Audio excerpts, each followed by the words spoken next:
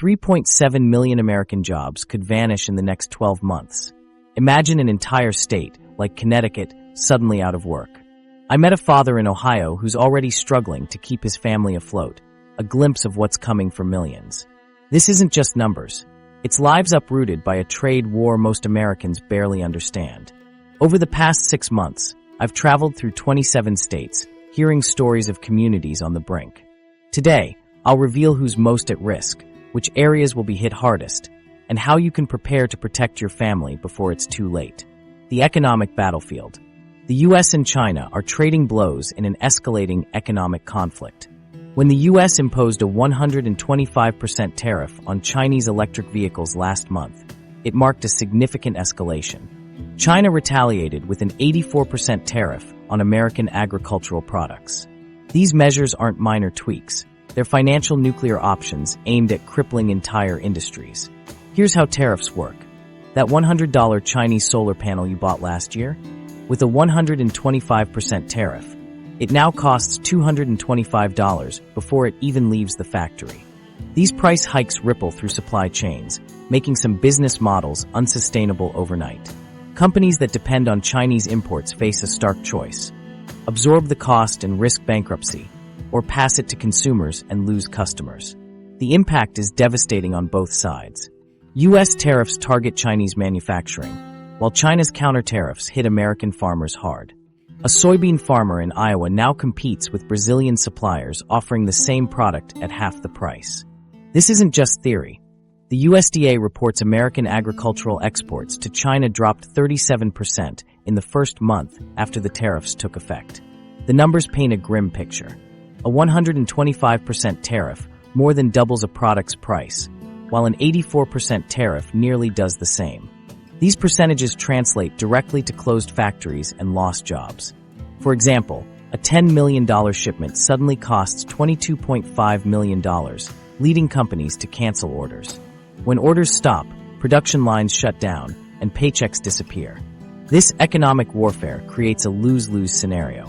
American consumers pay more for goods, Chinese manufacturers lose their biggest market, and American farmers lose critical customers. The Peterson Institute estimates these tariffs could shrink the U.S. economy by 0.3% this year alone, about $60 billion in lost economic activity. The ripple effects are brutal.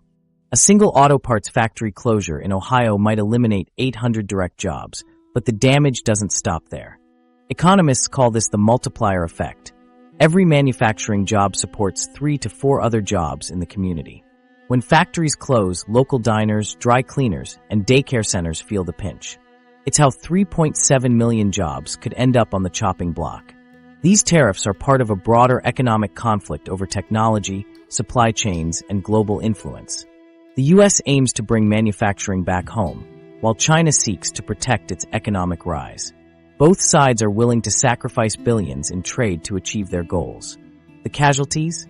Workers and industries caught in the crossfire. The timing couldn't be worse. With inflation still high and interest rates climbing, these tariffs act like gasoline on a fire. The Federal Reserve's latest minutes highlight concerns about tariff-induced price spikes across multiple sectors. When basic goods become more expensive, consumers cut spending elsewhere, triggering a downward economic spiral. Some industries have no quick fixes. American solar installers, for instance, relied on affordable Chinese panels.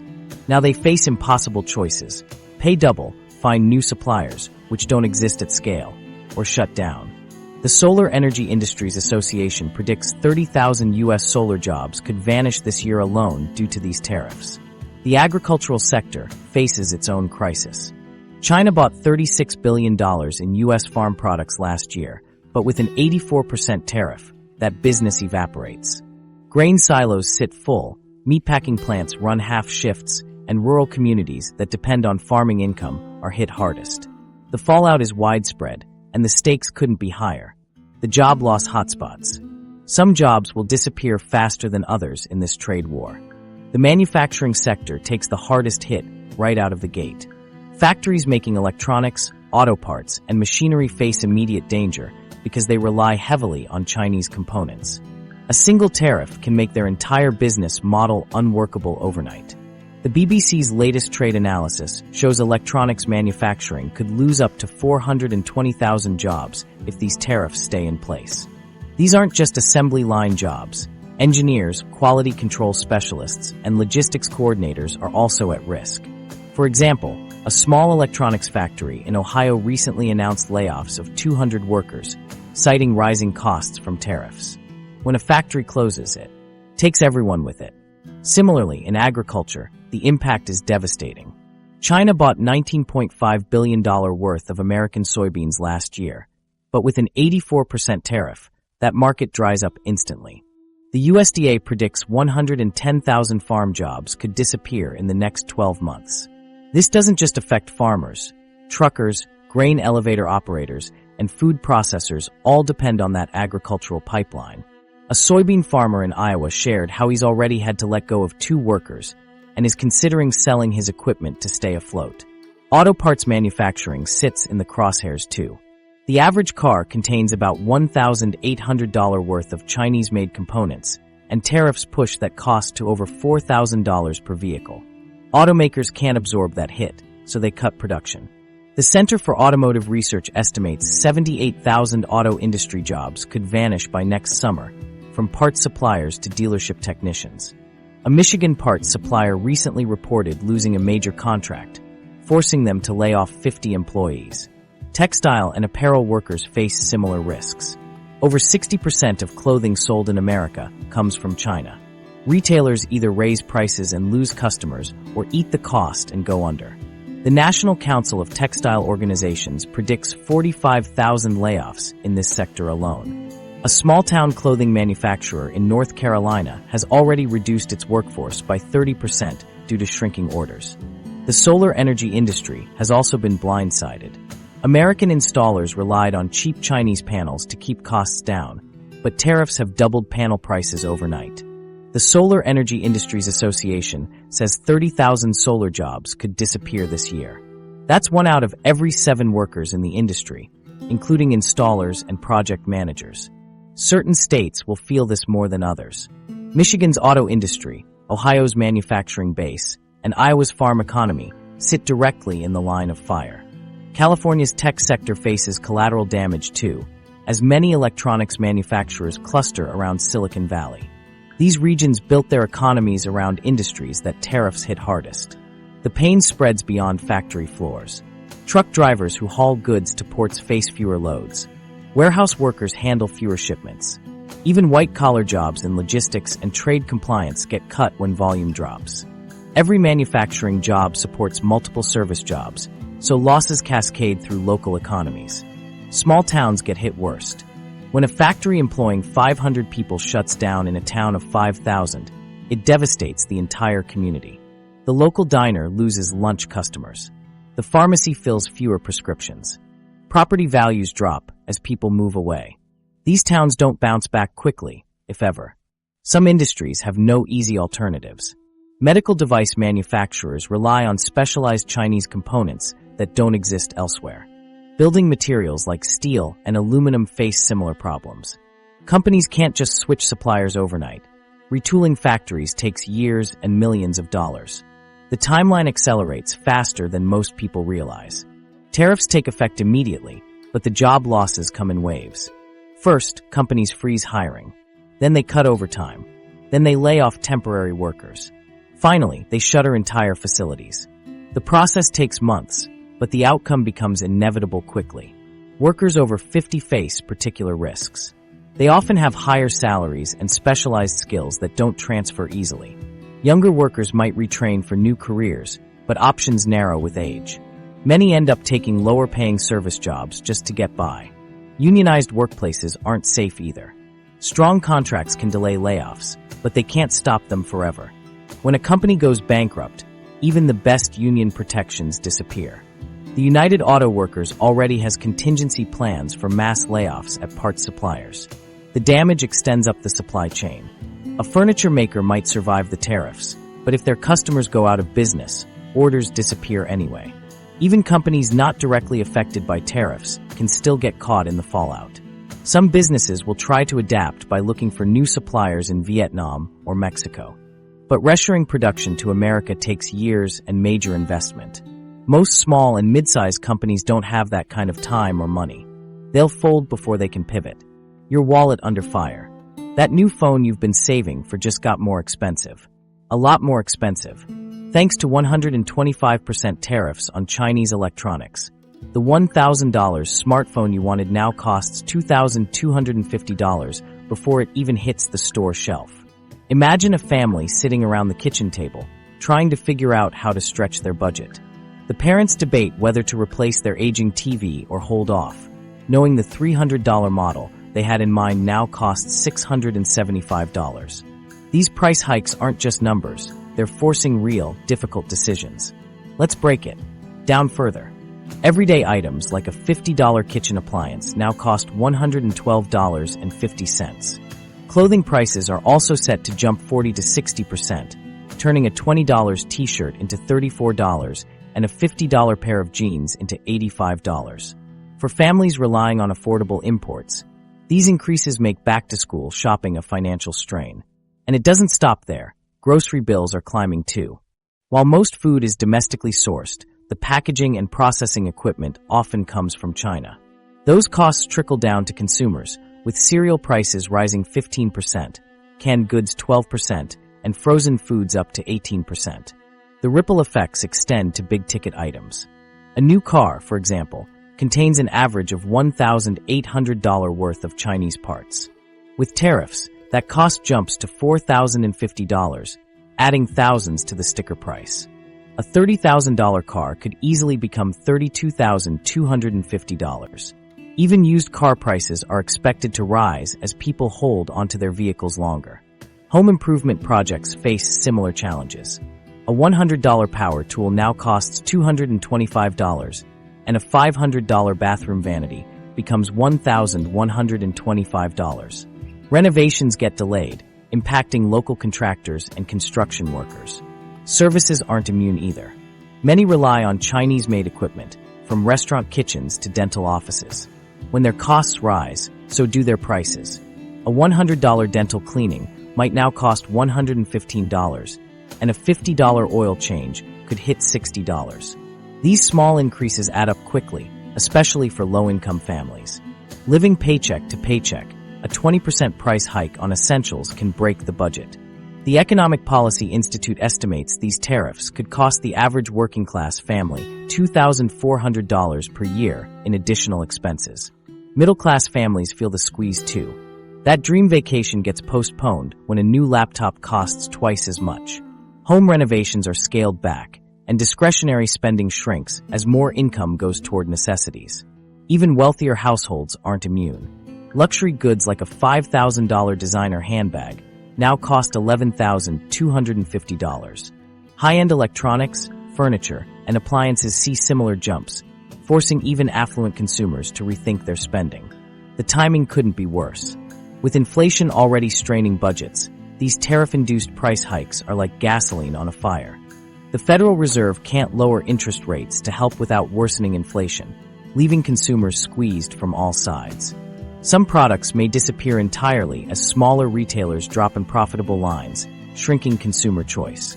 Meanwhile, the used market booms, with thrift stores and online marketplaces seeing surges in activity. While this helps some, it hurts retailers and manufacturers. The economic damage compounds over time. Initial price shocks are just the beginning, as businesses adjust supply chains and pass on additional costs. A product that's 20% more expensive today might be 30% higher in 6 months.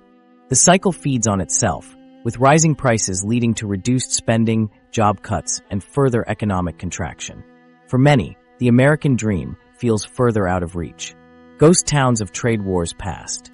Drive through Youngstown, Ohio today, and you'll see the ghosts of steel mills that once employed thousands. These hollowed-out factories tell the story of what happens when trade wars hit home. The city lost 50,000 manufacturing jobs since the 1970s, according to the Asia Times. Many of these losses stemmed from trade disputes that reshaped entire industries. Those jobs never came back, leaving behind empty streets and shuttered storefronts. Take the 2002 steel tariffs as a case study. The Bush administration imposed 30% tariffs on imported steel to protect domestic producers. In theory, it sounded like a lifeline. In practice, steel prices spiked 30 to 50% almost overnight. Manufacturers using steel faced impossible choices: absorb the cost or lay off workers. Many did both. A Federal Reserve study found those tariffs cost 200,000 American jobs in metal-using industries. The very workers they aimed to protect were hit the hardest. Gary, Indiana, offers a similar cautionary tale. Once a thriving steel town, its population plummeted from 178,000 in 1960 to under 70,000 today. Abandoned factories line the streets, their rusted frames standing like tombstones. The local high school lost 75% of its students since 2000. While trade disputes weren't the sole cause, they accelerated the decline, leaving behind a city struggling to survive. The 1980s auto trade wars with Japan left scars that Detroit still bears. The city lost over 60% of its population since 1950, and entire neighborhoods remain empty. The unemployment rate continues to run nearly double the national average. Temporary trade protections didn't save the auto industry. They only delayed the inevitable, making the eventual crash even harder. Smaller towns fared no better. Moberly, Missouri, lost its largest employer, a radiator factory, after NAFTA reshaped manufacturing. Overnight, 1,200 jobs vanished in a town of just 14,000. The local unemployment rate tripled within months. 2 decades later, Moberly still hasn't recovered. Across the Midwest, towns like this tell the same story. One factory closure permanently alters the local economy. The data paints a grim picture. When trade disputes eliminate jobs, those jobs rarely return. Workers either move away or take lower-paying service jobs. Skills atrophy, and factories that close stay closed. A Brookings study found only 1 in 3 laid-off manufacturing workers ever earns comparable wages again. The rest face permanent income loss. Communities don't recover either. Tax bases shrink, schools decline, and infrastructure crumbles. Young people leave for better opportunities, leaving behind aging populations and dwindling services. The Economic Policy Institute calls this the slow bleed of trade-related job loss, a damage that compounds over decades. The 1930s Smoot-Hawley tariffs offer a stark warning. These protectionist measures deepened the Great Depression, with global trade plummeting 65% and American exports falling 61%. Unemployment soared to 25%. While not the sole cause, economists agree these tariffs worsen the crisis. The parallels to today's trade disputes are hard to ignore. More recently, the 2018 to 2019 Trump tariffs on China showed similar effects. A Federal Reserve study found those tariffs cost the U.S. economy $1.4 billion per month in higher taxes and lost efficiency. Manufacturing employment actually fell during the trade war period. Once again, the workers supposedly being protected ended up worse off. The common thread? Trade wars create collateral damage. Steel tariffs help steel producers, but hurt steel users. Auto protections raised costs for consumers. The communities dependent on vulnerable industries pay the highest price. Youngstown's story should serve as a warning. In 1977, the city lost 5,000 steel jobs in a single day when Youngstown Sheet and Tube closed. The unemployment rate hit 25%. Today, nearly 50 years later, the poverty rate still exceeds 30%, and the population is half what it once was. Recovery never came. The same fate could await dozens of communities today. From auto parts suppliers in Michigan to farm equipment plants in Illinois, the jobs lost in this trade war may be gone for good. The stakes couldn't be higher. The geographic ground zero. Certain states are standing directly in the path of this economic storm, and the Midwest is economic ground zero. Michigan, Ohio, and Indiana face immediate danger, as they house the highest concentration of auto parts manufacturers in America, an industry heavily reliant on Chinese components. The Center for Automotive Research predicts Michigan alone could lose 32,000 auto-related jobs by next year. This isn't just Detroit, its suppliers spread across the entire state. Similarly, Pennsylvania's steel country faces familiar threats. The state has already lost 40% of its steel jobs since 2000, and new tariffs could accelerate the decline. While domestic steel producers might see short-term gains, manufacturers dependent on affordable steel imports could face crippling cost increases, jeopardizing 28,000 jobs. The Midwest's agricultural belt is also in the crosshairs. Iowa, Illinois, and Nebraska export billions in soybeans and pork to China annually. An 84% tariff on American farm goods could wipe out that market entirely. The USDA estimates Iowa alone could lose 23,000 farm-related jobs in the next year. This impact ripples far beyond farmers, hitting grain elevator operators, truck drivers, and food processing plant workers. The Ohio River Valley faces a double blow, with both manufacturing and barge traffic jobs at risk. For these regions, the economic storm feels like a flood threatening to wash away entire communities. Moving west, California's tech manufacturing hubs face their own vulnerabilities.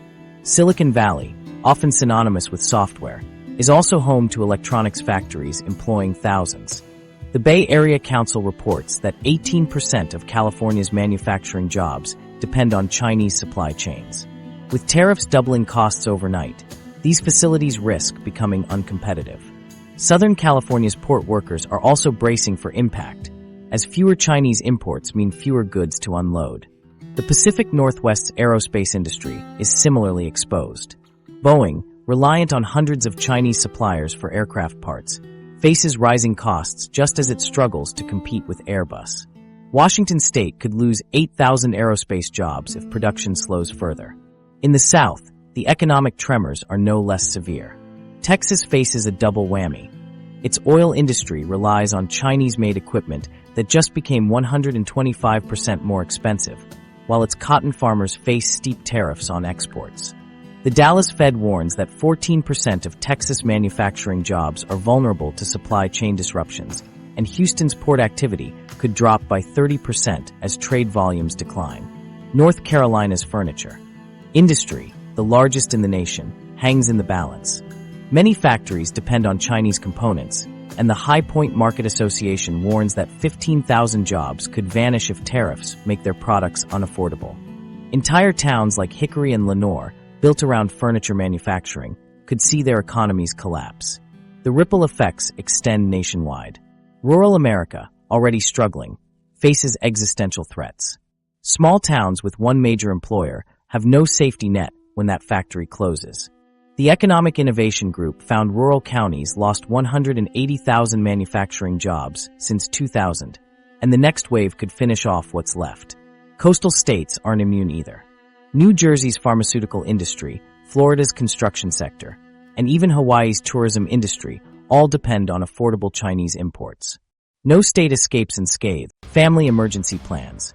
Sarah in Toledo, Ohio isn't waiting for the pink slip. The 38-year-old single mom who assembles car dashboards just transferred $3,000 from her checking to a high-yield savings account. The writing's on the wall, she says, watching coworkers get laid off in waves. When China stops buying our soybeans, farmers stop buying trucks. When truck sales drop, my factory cuts shifts. I've got maybe 6 months. Here's how these families' emergency plans illustrate broader trends. Financial planners report a 40% increase in clients asking about emergency funds since the tariffs took effect. The standard advice, save 3 months' expenses, no longer applies. Many are now stashing 6 to 12 months' worth, knowing job searches could take longer in a trade war economy.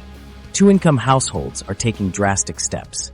The Millers in Detroit both work at auto suppliers. He's in quality control, she's in logistics. They've slashed their budget, cutting streaming services, meal deliveries, and summer camp.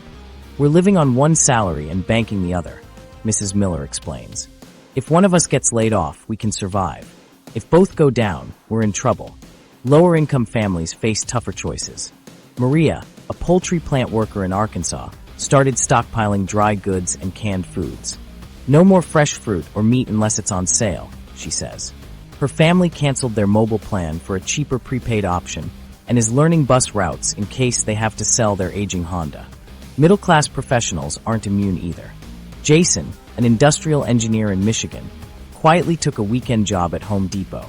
It's about getting my foot in the door if my main job disappears, he admits. His wife started tutoring online evenings while their kids sleep. Some preparations may seem extreme, but make sense in context. Ohio farmer Doug paid off his equipment loans early, even dipping into retirement funds. Banks won't refinance if my income drops, he explains. Better to own my tractor free and clear now than risk losing everything later. The gig economy is seeing a surge. Uber reports more drivers signing up in manufacturing-heavy regions. TaskRabbit and Fiverr see similar spikes.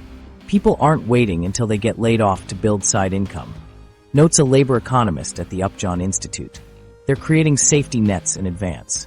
Retraining programs are filling up fast. Community colleges near auto plants report waitlists for welding and HVAC courses.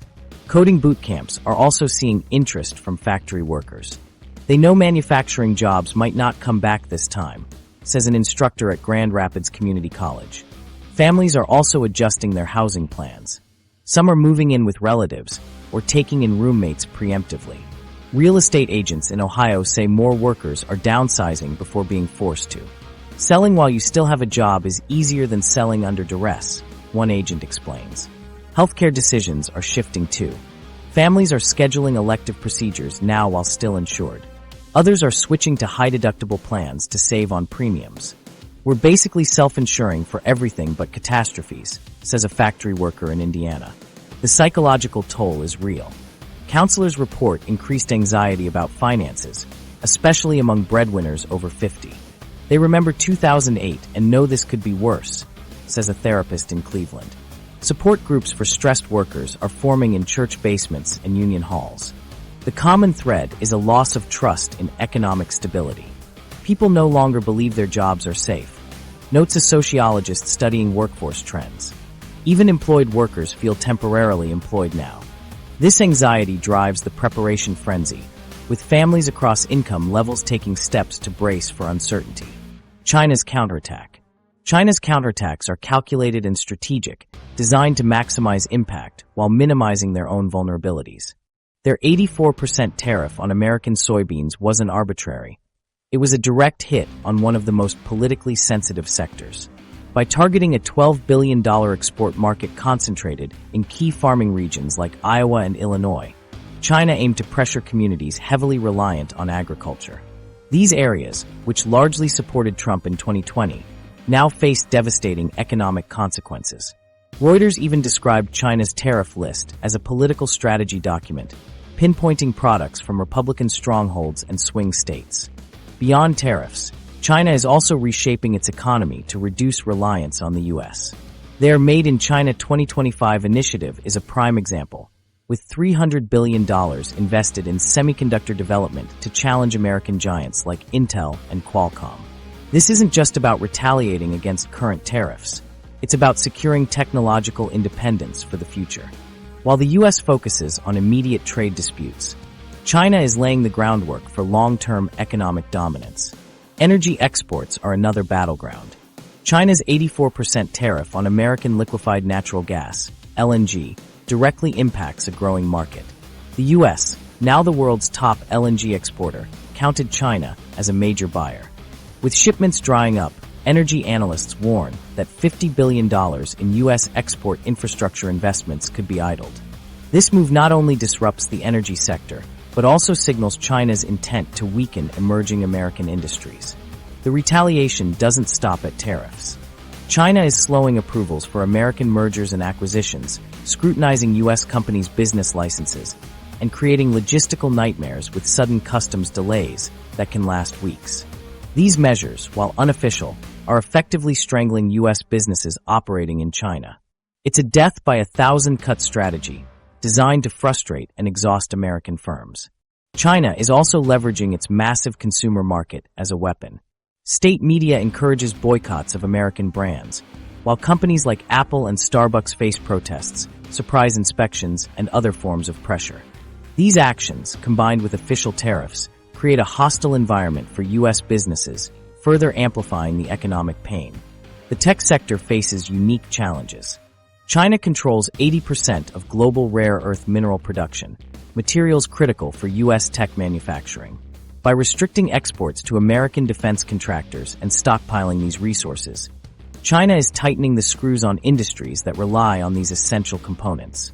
This move underscores their ability to exploit supply chain dependencies to their advantage. China's strategy extends globally. They're signing trade deals with U.S. allies like Germany and Brazil, offering better terms and positioning themselves as the preferred trading partner in regions like Southeast Asia, Africa, and Latin America. These efforts highlight America's neglect of these markets and further isolate the U.S. on the world stage. Timing is another critical element. China rolled out many of these measures during the U.S. election season, knowing the political pressure could force concessions. State media openly discusses how trade pain could influence voters in swing states like Ohio, where industries like agriculture and manufacturing are hardest hit. China's actions reveal a broader strategy. They're not just retaliating, they're reshaping global supply chains and reducing dependence on the U.S.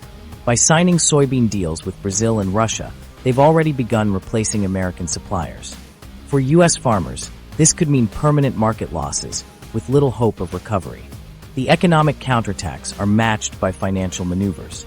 China is slowing purchases of U.S. Treasury bonds, making it harder for America to finance its debt. They're also promoting yuan-based trade settlements to bypass the U.S. dollar, undermining a cornerstone of American economic power. China's domestic preparations are equally thorough.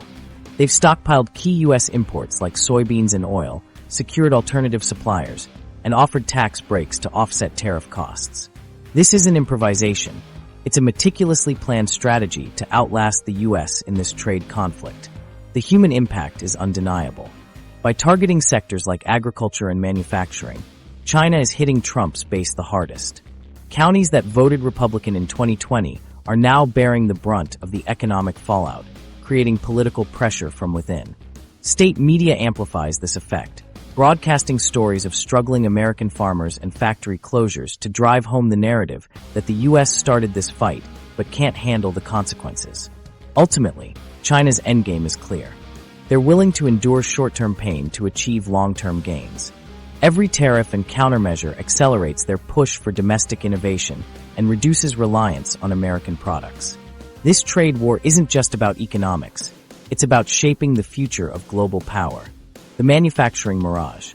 Politicians keep saying the tariffs will bring factories back to America. But here's what's really happening. Companies aren't coming home. They're just shifting operations to countries like Vietnam, Mexico, and India. The Asia Times reports that less than 5% of companies leaving China are choosing the U.S. The rest are finding cheaper options elsewhere. Take the electronics industry. Apple talked about bringing iPhone production back to America, but instead, they're expanding in India and Vietnam. Samsung closed its last Chinese smartphone factory and opened a $220 million plant in Vietnam. Why? Because paying Vietnamese workers $3 per hour is far cheaper than paying American workers $20 per hour. The same pattern plays out in other industries. When tariffs made Chinese furniture production too expensive, companies didn't move to North Carolina. They went to Malaysia and Indonesia. Vietnam's furniture exports to the U.S. jumped 35% last year, while American factories saw no significant increase in production. Automotive suppliers followed suit. A major seat manufacturer closed its Chinese plant and opened in Mexico. A tire company shifted production to Thailand. The Center for Automotive Research found that 78% of auto parts companies leaving China chose other low-cost countries over the U.S. The numbers tell the story. U.S. manufacturing employment grew just 0.3% last year, while Mexico added 400,000 manufacturing jobs. Vietnam's exports to the U.S. grew 25%. These countries are getting the factories America was promised. Why are companies avoiding the U.S.? First, labor costs are much higher here. The average U.S. factory worker earns $22 per hour compared to $3 per hour in Vietnam.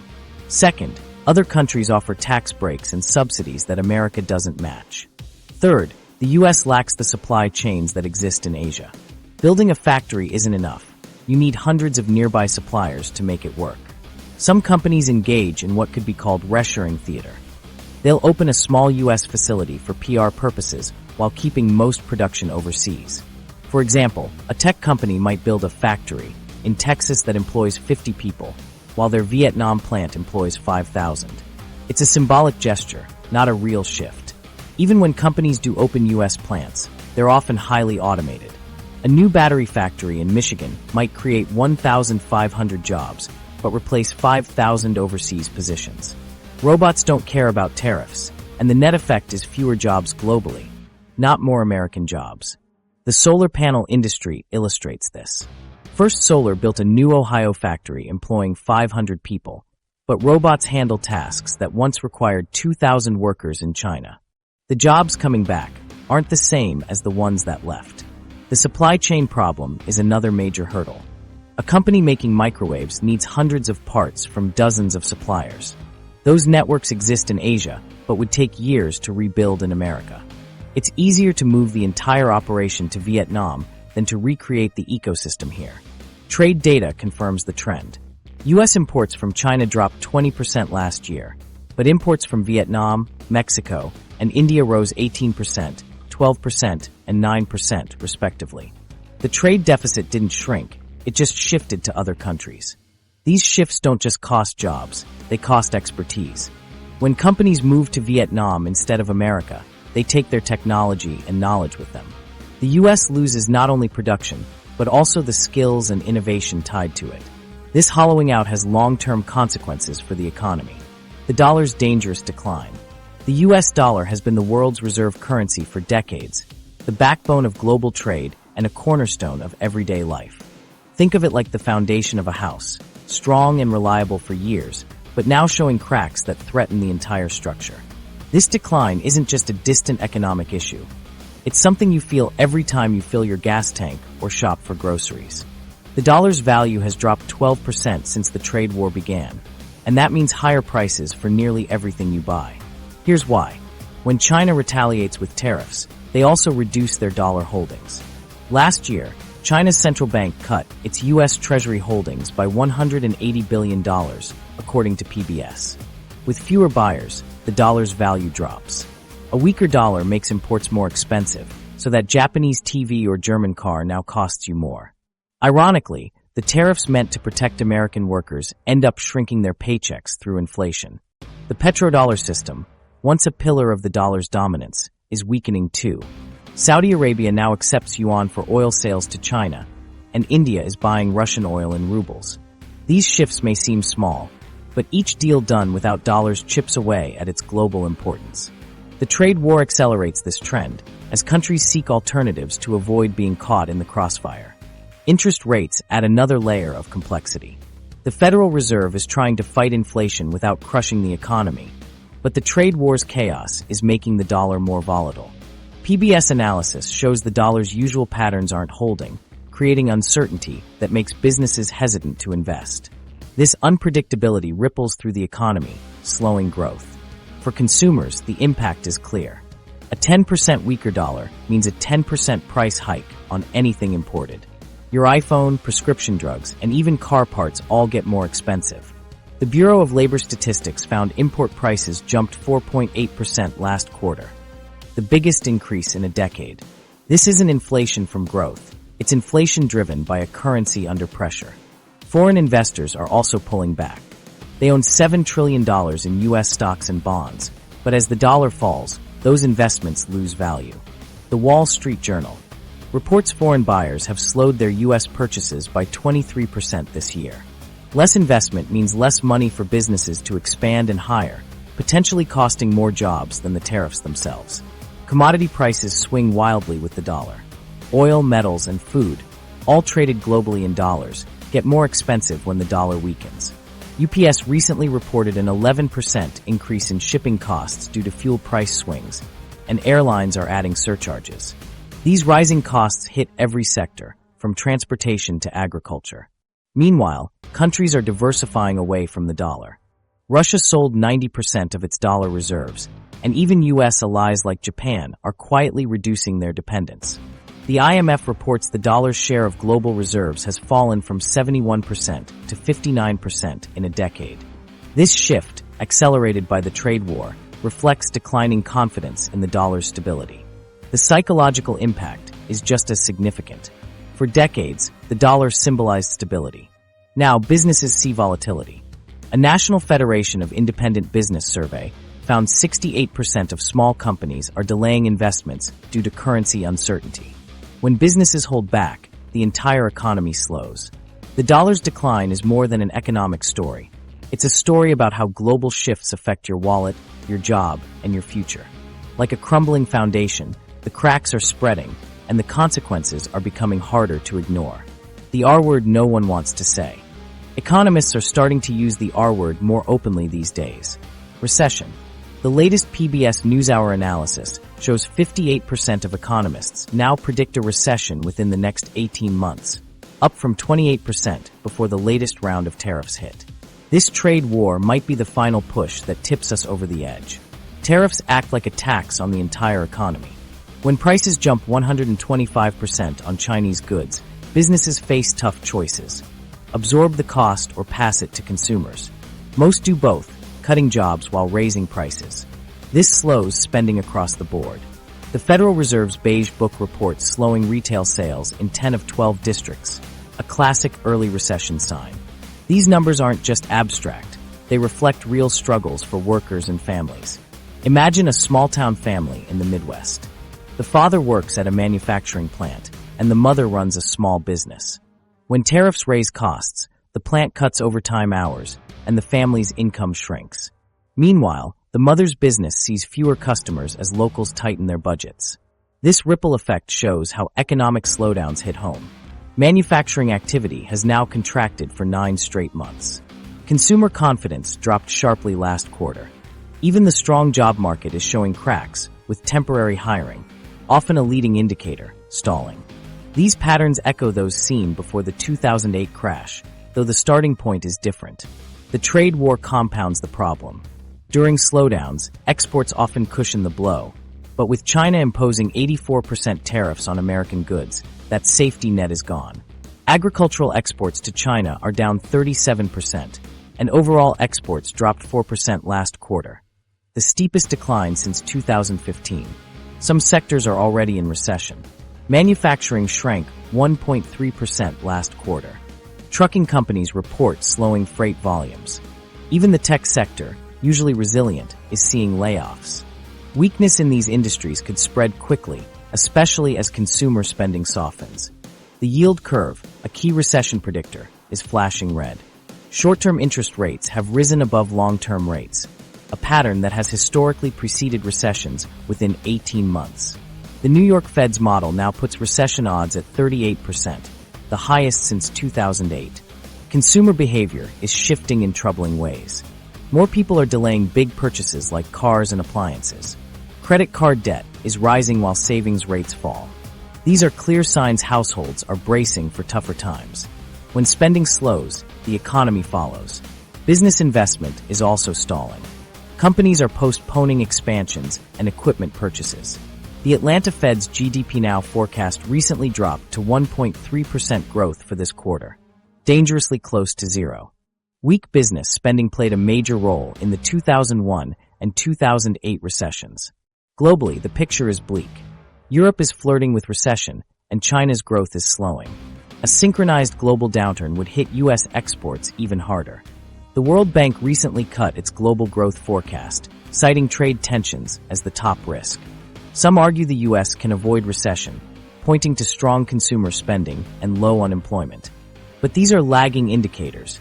By the time they weaken, a recession is often already underway.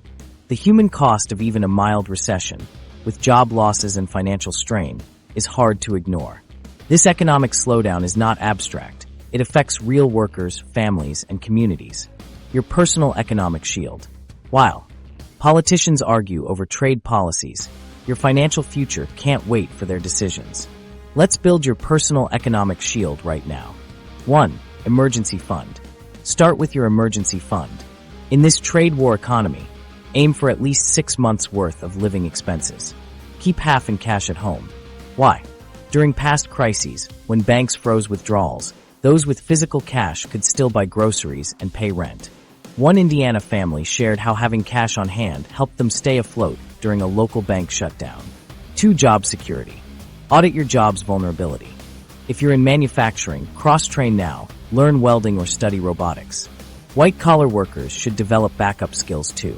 That marketing job could disappear if ad budgets shrink, so consider learning copywriting or graphic design. Transferable skills are key. Community colleges report welding courses with wait lists in Ohio and Michigan, showing how workers are preparing for shifts in demand. 3. Diversify income. Diversify your income streams immediately. The gig economy is no longer just for extra cash, it's a survival tool. Uber drivers in manufacturing towns report earning $300 weekly working evenings. Tutoring online pays $20 to $50 per hour, and flipping thrift store finds on eBay can generate $500 per month. The goal? Have at least 3 income sources, so losing one doesn't derail you. 4. Manage debt. Debt is your biggest vulnerability. Pay down high-interest credit cards first, then tackle car loans. Some financial planners suggest paying off your car completely, even if it drains savings. Why? If you're laid off, at least you'll have reliable transportation for job interviews. One Ohio family recently paid off their minivan and said they now sleep better knowing repo men won't come knocking. 5. Housing adjustments. Your home could be a risk factor. If you're in a vulnerable industry and own property, consider downsizing while the market's strong. Renters should negotiate longer leases to lock in rates before inflation hits. A Detroit auto worker family moved from a $1,200 per month apartment to a $900 unit, redirecting the $300 savings to their emergency fund. 6. Healthcare costs. Healthcare costs require attention. If your job offers an FSA, max it out to cover medical expenses with pre-tax dollars.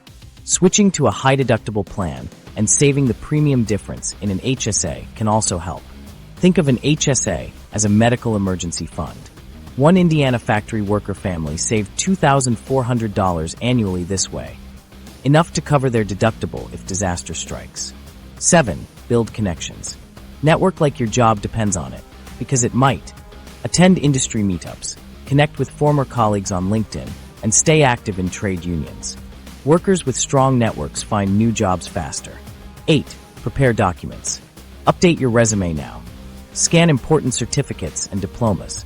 Keep physical copies of performance reviews and training records. A laid-off steelworker in Pennsylvania lost 2 weeks of job searching because his certifications were locked in a shuttered plant office. 9. Essential skills. Learn survival skills that save money. Basic car maintenance, home repairs, and cooking from scratch become crucial when budgets tighten.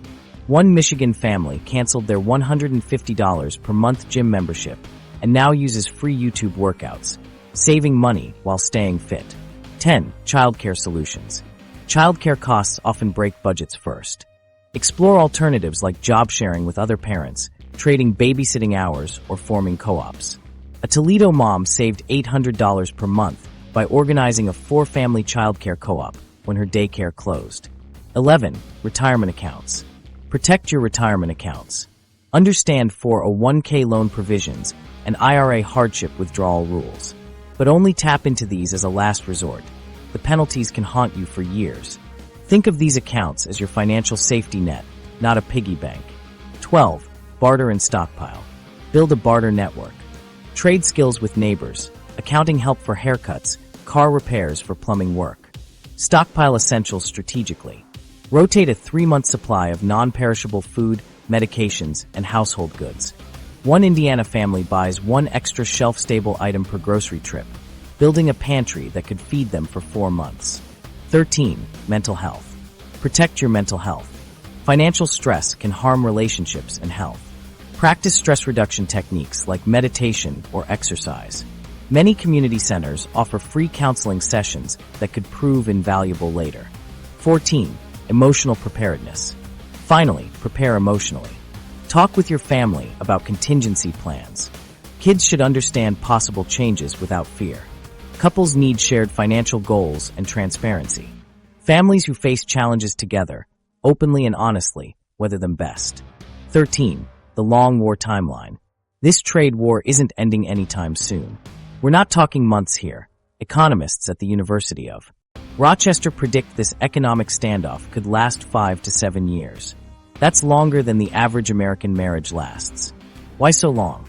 Because both the US and China have dug in their heels, and neither side can afford to back down politically. The numbers tell the story. Previous US-China trade disputes averaged 11 months to resolve. This one's already dragged on for over 2 years with no end in sight. Researchers found the average modern trade war lasts 4 years when both countries see it as an existential threat. China views this as a challenge to its rise, while America sees it as protecting its dominance. 3 key factors are driving this marathon conflict. First, domestic politics in both countries make compromise nearly impossible. Second, the battle over technology supremacy is a long-term struggle. Third, supply chains take years to rebuild. Companies can't just flip a switch to relocate factories. These structural issues guarantee a prolonged standoff, according to the University of Rochester team. The technology fight alone could stretch for a decade. China is determined to lead in semiconductors, AI, and 5G, while America is equally determined to stop them. This isn't about trade balances anymore. It's about who controls the 21st century economy. Tech wars don't end with quick deals. Supply chain shifts are another slow-moving factor. When companies move production from China to Vietnam or Mexico, those changes take 18 to 36 months at minimum. The Asia Times reports that only 15% of relocating firms will complete their moves by 2025, with most taking until 2027 or later. Political calendars also extend the timeline. With U.S. elections in 2024 and China's leadership focused on long-term strategy, neither side has an incentive to fold soon.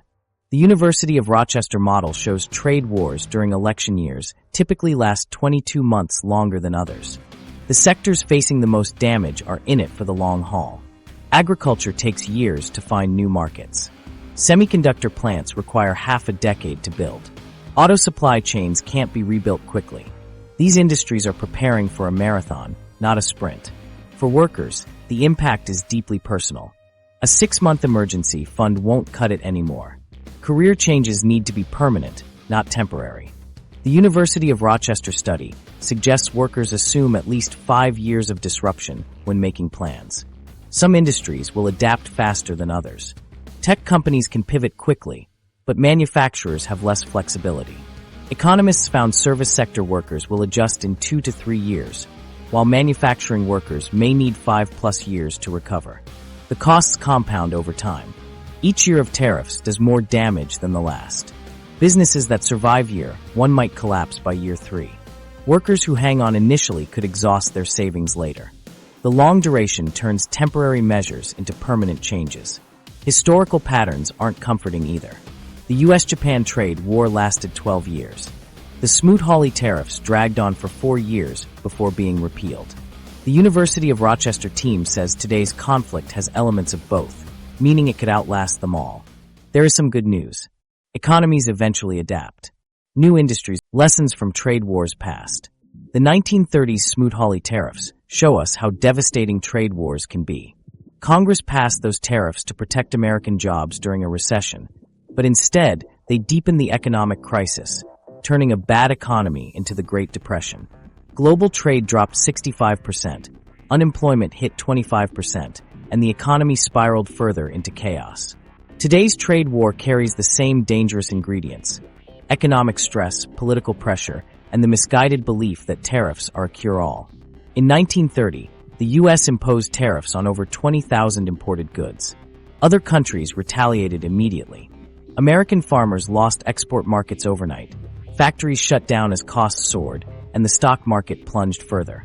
Within 3 years, U.S. exports fell 61%, and the economic pain spread rapidly. The parallels to today are striking and alarming. The numbers paint a grim picture. After Smoot-Hawley, U.S. GDP shrank 8.5% in 1930 and another 6.4% in 1931. Bank failures tripled, with over 9,000 banks collapsing by 1933. While the tariffs didn't cause the depression alone, economists estimate they worsened the downturn by at least 25%. The lesson is clear. Trade wars can turn an economic slowdown into a full-blown disaster. The same mechanisms are at play now. Tariffs raise costs for businesses, which then cut jobs or pass those costs to consumers. Spending drops, and the economy contracts. In the 1930s, it took World War II to break the cycle. Nobody wants to rely on such drastic measures today. History offers more warnings. In the 1980s, the U.S. imposed tariffs and quotas to protect its auto industry. Japan retaliated by shifting focus to luxury vehicles, dominating a market U.S. automakers had neglected. Detroit never fully recovered, and the very industry the tariffs aimed to protect ended up weaker. Similarly, the 2002 steel tariffs cost 200,000 American jobs, more than the entire steel industry employed at the time. Workers in steel-using industries bore the brunt, outnumbering those saved in steel production 10 to 1. The pattern is undeniable. Trade wars rarely help the workers they're meant to protect. Supply chain disruptions add another layer of damage. The 1970s oil embargo quadrupled prices, drove inflation to 14%, and sent unemployment soaring. Today's trade war is creating similar supply shocks across industries, with equally grim consequences. The global economy is more interconnected now than in the 1930s, with supply chains spanning continents and financial systems more complex. These factors could amplify the damage. If a simpler economy collapsed under trade war pressures, today's fragile system might break even faster. The political dynamics are eerily familiar. In the 1930s, lawmakers doubled down on bad policies rather than admit mistakes. Today's leaders show the same stubbornness, prolonging the pain. Economists warn that the longer trade wars drag on, the harder they are to stop as egos and politics override common sense. Farmers are often the first casualties. During Smoot-Hawley, farm exports dropped 65%. In 2018, soybean exports to China fell 75%. Manufacturing follows a similar script. The 1980s auto tariffs saved 5,000 steel jobs but cost 200,000 auto jobs. Today's tariffs may help a few factories but hurt far more businesses reliant on affordable imports. Financial markets react predictably. During Smoot-Hawley, the stock market lost 50% of its value. In 2018, markets dropped 20% before the Federal Reserve intervened. The dollar's recent decline mirrors past trade wars, where dominant currencies weakened as trade collapsed. The human cost is the most sobering. The Great Depression left 25% of Americans unemployed. The 1980s trade wars devastated manufacturing towns. Today, millions of jobs are at risk, and history suggests many won't return. Families are already feeling the strain, much like those in the 1930s who watched their livelihoods vanish overnight. The scars of trade wars linger for decades, leaving communities struggling to recover long after the policies are repealed. The Shein and Temu time bomb. That $10 dress from Shein is about to become a $50 dress. The secret loophole that made ultra-cheap Chinese e-commerce possible just got crushed. For years, companies like Shein and Temu took advantage of the de minimis rule, which allowed packages valued under $800 to enter the U.S. without taxes or inspections. This rule, originally designed to simplify customs for small purchases, became a cornerstone of their business models. But now, Congress has closed that loophole with new tariffs specifically targeting Chinese retailers. Here's how it worked. Most imports are subject to tariffs when entering the U.S., but since 2016, shipments under $800 were exempt. Shein and Temu exploited this by shipping millions of individual packages, each carefully valued below the threshold. Instead of sending bulk shipments, they flooded the system with small orders, saving 15 to 30% on every sale. This strategy allowed them to keep prices shockingly low. The new rules change everything.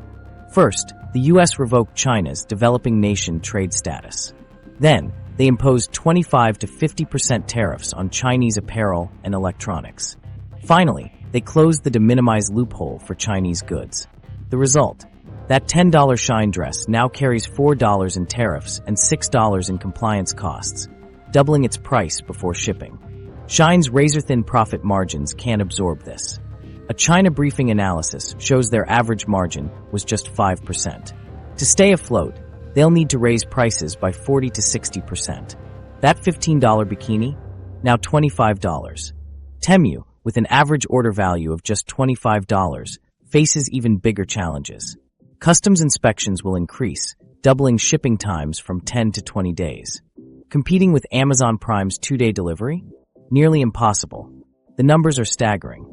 Last year, Shein shipped 600,000 packages daily to the U.S., while Temu sent 400,000.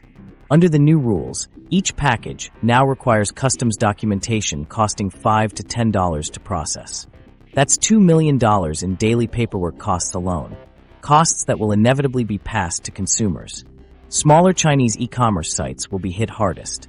Shein and Temu have brand recognition, but no-name shops selling $3 phone cases can't survive 50% tariffs. The China Briefing report predicts 60% of Chinese cross-border sellers will shut down within a year. For consumers, this means fewer options and higher prices. A family spending $100 a month on Temu might now pay $150, a significant jump for budget-conscious shoppers. Take Sarah, a mom of 3 who relies on Temu for affordable kids' clothes. Her go-to $10 sneakers now cost $20.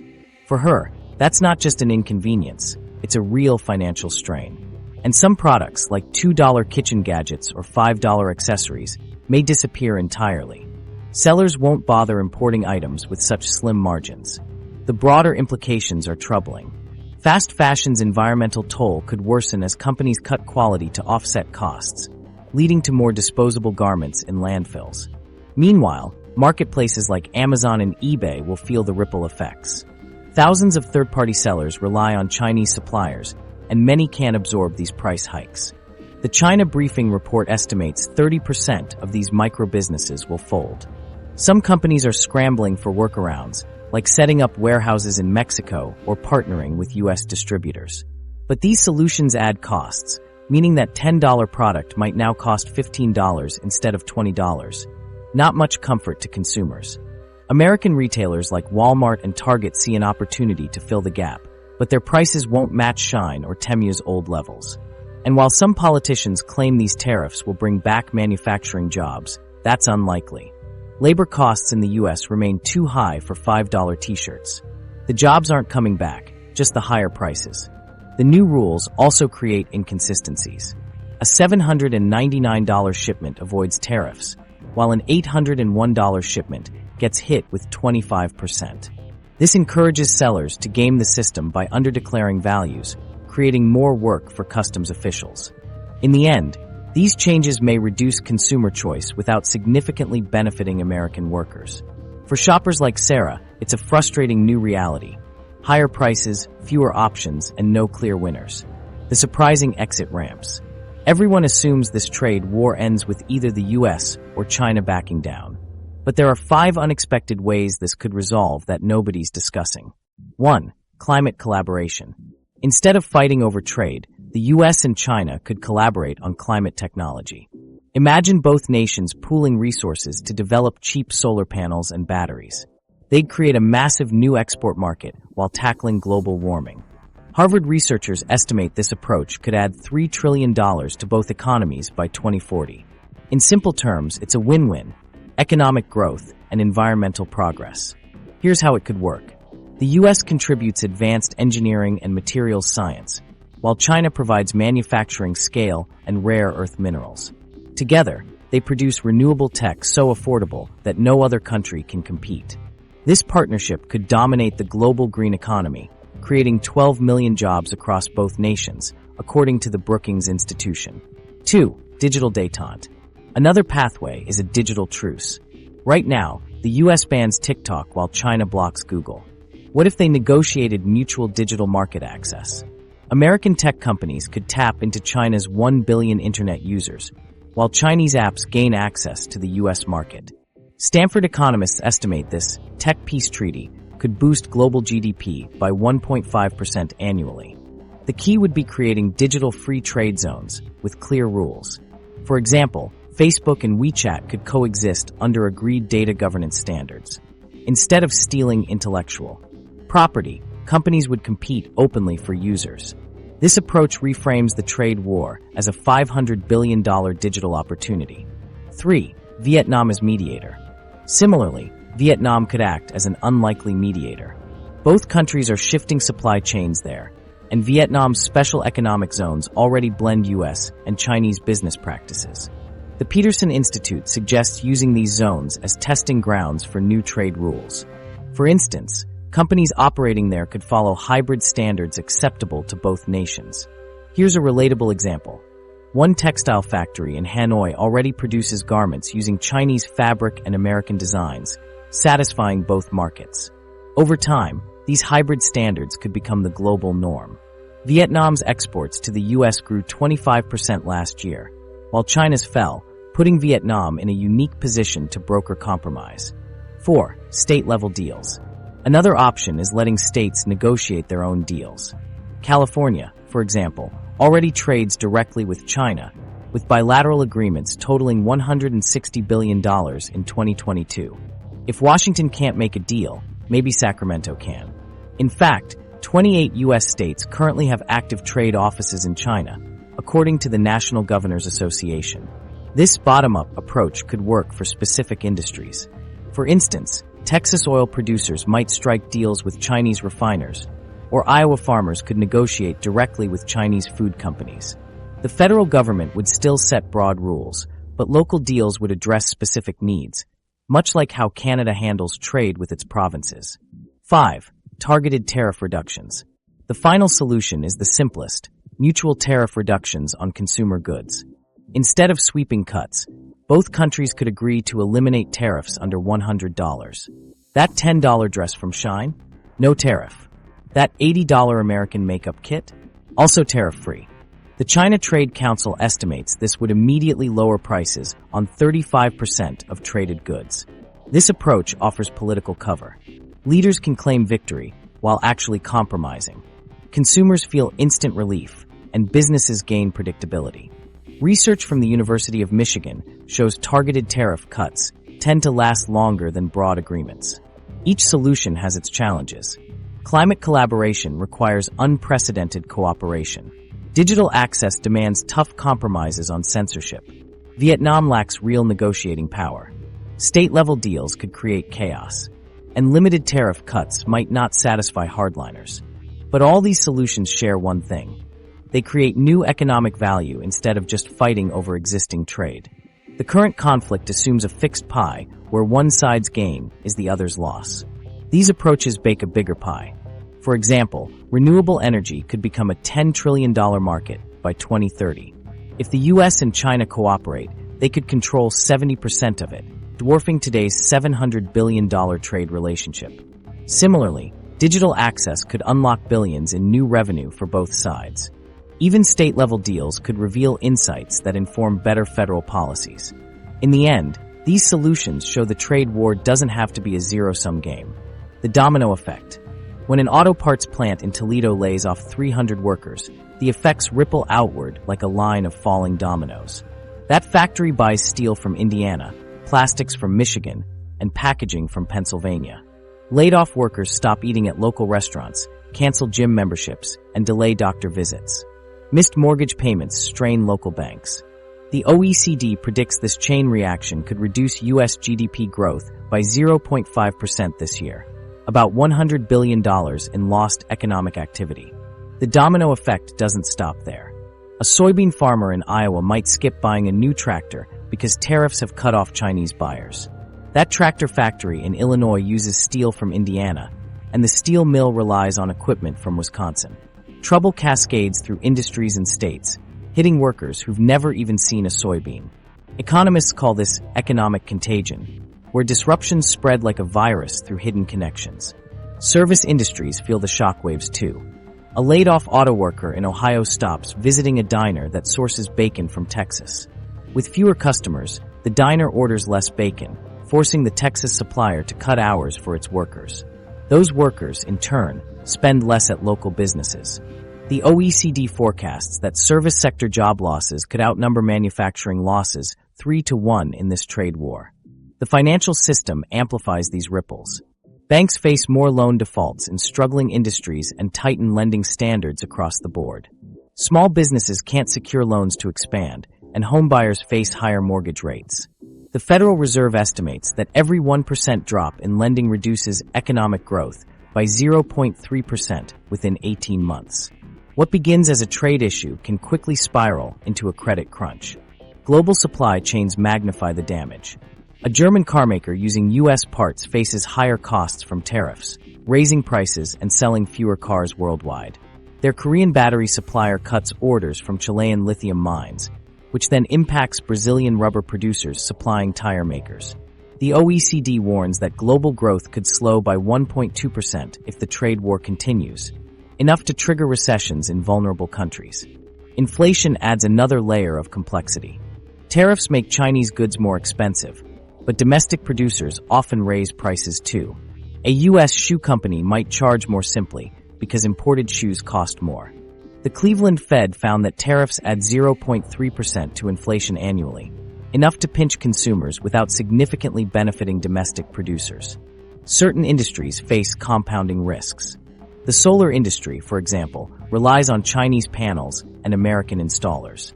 Tariffs hurt both sides. Installers lay off workers as panel prices double, while panel makers lose customers as installations drop. The Solar Energy Industries Association predicts this vicious cycle could cost 62,000 jobs. Regional economies are especially vulnerable. Towns dependent on single industries often have no backup plan. When a factory closes, the tax base shrinks, schools lose funding, and young people move away. The Economic Innovation Group found that 25% of manufacturing towns never recover from major job losses, becoming shadows of their former selves.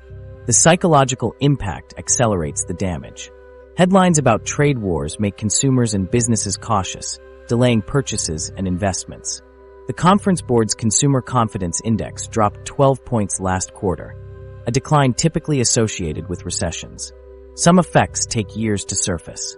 A student might switch majors after seeing factory layoffs, or a company might cancel a research project due to uncertainty. These hidden losses in innovation and productivity never show up in immediate economic data. Each fallen domino sets off another. A laid-off factory worker cancels their child's piano lessons. The piano teacher spends less at local stores, which order less inventory. Truckers get fewer loads. The Bureau of Labor Statistics estimates that each manufacturing job supports 2.5 service jobs, meaning 3.7 million manufacturing job losses could eliminate over 9 million total positions. The stakes are global. Institutions like the World Trade Organization and the IMF face mounting pressure to mediate disputes and prevent crises. The OECD warns that if major powers continue undermining global rules, the entire economic system could fracture, making future crises even harder to contain. The hidden service sector threat. You might think your tech job or film career is safe from the trade war because you don't work in manufacturing. Think again. The service sector, which makes up 80% of the U.S. economy, is about to become the next battlefield, and the impacts will surprise you. Take Hollywood, for example. The film industry relies heavily on Chinese financing and box office revenue. When tensions rise, China slows approval of U.S. movies. Last year, American films earned $1.3 billion in China, down 40% from 2019. Studios are already scaling back productions, anticipating further restrictions. For a camera operator or caterer, that could mean fewer gigs and tighter budgets. Tech workers face similar uncertainty. Silicon Valley depends on Chinese engineers and consumers. Apple earns 20% of its revenue from China, and Tesla sells more cars there than in the U.S. When tariffs hit, companies cut costs, often starting with U.S.-based jobs. During trade war years, tech layoffs spiked 300%, leaving many workers scrambling to find new opportunities. Tourism is another industry feeling the squeeze. Chinese tourists spend $36 billion annually in the U.S., but trade tensions have already reduced visits by 25%. Hotels in Los Angeles and New York report significant booking drops. For tour guides, restaurant staff, and retail workers, fewer big-spending visitors mean fewer tips and reduced hours. Even healthcare isn't immune. Hospitals rely on Chinese-made equipment and drugs, and tariffs drive up costs for everything from MRI machines to antibiotics. The American Hospital Association estimates trade wars add $1.8 billion annually to healthcare costs. Some rural hospitals are delaying equipment purchases, leaving patients and staff to make do with outdated tools. The financial sector is also feeling the strain. Wall Street firms face new restrictions operating in China. JP Morgan recently scaled back its Shanghai office, and Goldman Sachs froze hiring for its Beijing division. These pullbacks ripple back to U.S. headquarters, where fewer high-paying jobs are available. Education is taking a direct hit as well. Chinese students contribute $15 billion yearly to U.S. universities, but applications dropped 18% last year as relations soured. Colleges are already making budget cuts, which means fewer teaching positions and reduced staff. Retail and restaurants are caught in a double bind. Tariffs raise prices on goods, while job losses reduce consumer spending. Walmart has warned of significant price increases on electronics and clothing. Meanwhile, in industrial areas hit hardest by layoffs, restaurants report a 5% sales drop. Food suppliers feel the ripple effects too. Even the gig economy isn't safe.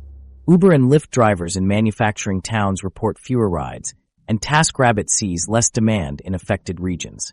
When disposable income shrinks, people cut back on services they once relied on. The impacts extend to unexpected places. Wedding planners report fewer Chinese-American clients splurging on big events. High-end caterers and florists notice smaller orders. Museums and cultural organizations are canceling exhibitions due to reduced donations from Chinese Americans.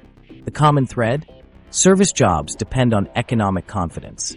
When trade wars create uncertainty, consumers and businesses pull back. The effects ripple through every service industry, leaving workers and families to navigate the fallout. The New World Order.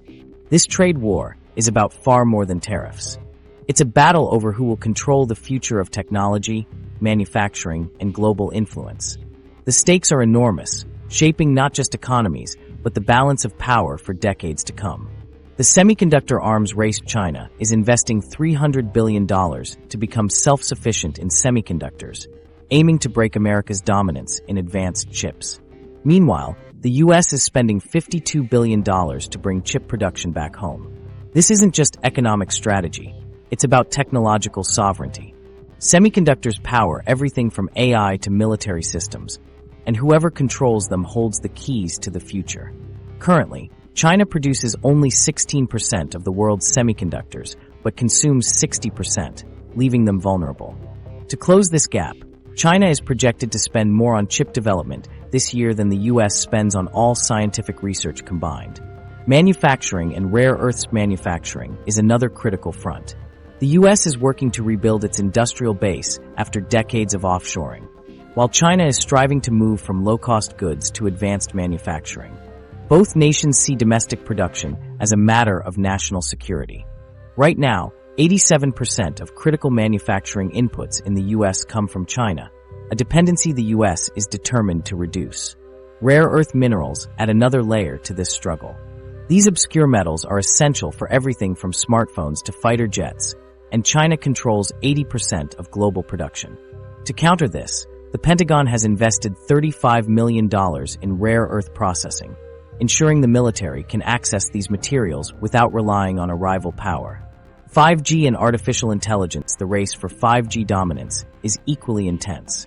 Huawei leads in 5G technology, giving China potential influence over global communications. The U.S. has banned Huawei equipment and urged allies to follow suit. With 5G expected to enable $13 trillion in economic activity by 2035, the winner of this race will gain a massive advantage.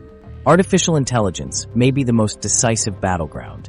China aims to lead in AI by 2030 through massive state funding, while the U.S. relies on its tech giants and defense projects. The Pentagon has called AI the future of military superiority, underscoring its importance in everything from healthcare to warfare. Finance, space, and supply chains. The financial system is another arena. China is pushing for the yuan to rival the dollar as the global reserve currency, even promoting a digital yuan worldwide. In response, the Federal Reserve is developing its own digital dollar. Control over global finance brings immense power, and neither side is willing to cede ground. The competition extends to space. China plans to build a moon base by 2036, while NASA's Artemis program aims to return Americans to the moon first. Space dominance means control over satellite networks, mineral resources, and military high ground, strategic advantages that could shape the future.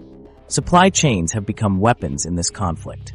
Both nations are forcing companies to choose between U.S. and Chinese suppliers, fracturing global trade networks. This decoupling could cost the world economy $1 trillion annually, but both sides seem willing to pay the price for greater control. The everyday impact: this isn't just a geopolitical chess match.